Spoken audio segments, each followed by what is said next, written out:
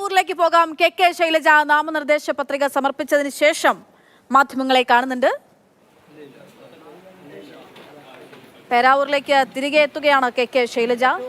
കഴിഞ്ഞ തവണ കേരള നിയമസഭാ തെരഞ്ഞെടുപ്പിൽ ഏറ്റവും വലിയ ഭൂരിപക്ഷത്തിൽ 60,000-ൽ പരം വോട്ടിന്റെ ഭൂരിപക്ഷത്തിൽ മട്ടന്നൂരിൽ വിജയിച്ച കെ ശൈലജ ഇത്തവണ പേരാവൂരെല്ലാം ബന്ധപ്പെടുത്തിക്കൊണ്ടുള്ള ഒരു ഹെറിറ്റേജ് ടൂറിസമാണ് പ്ലാൻ ചെയ്യുന്നത്.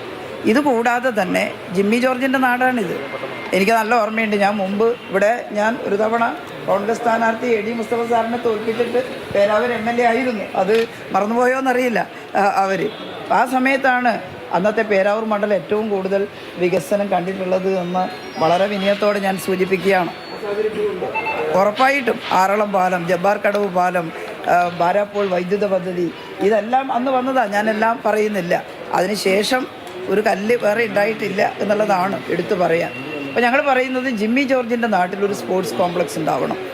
ഞാനിത് അനുഭവത്തിലാണ് പറയുന്നത്. മട്ടന്നൂർ അവിടെ 24 കോടി രൂപയുടെ നാഷണൽ സ്പോർട്സ് അക്കാദമി ഉണ്ടാക്കണം എന്നുള്ളതാണ് ഞങ്ങൾ കാണുന്നത് ജിമ്മി ജോർജിൻ്റെ നാട്ടിൽ.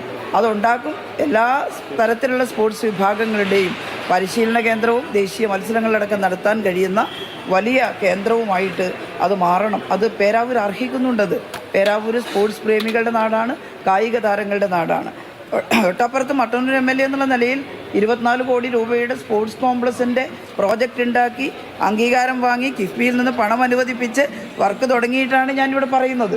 അല്ലാതെ വെറുതെ ഒരു സ്വപ്നം മാത്രം പറയുകയല്ല.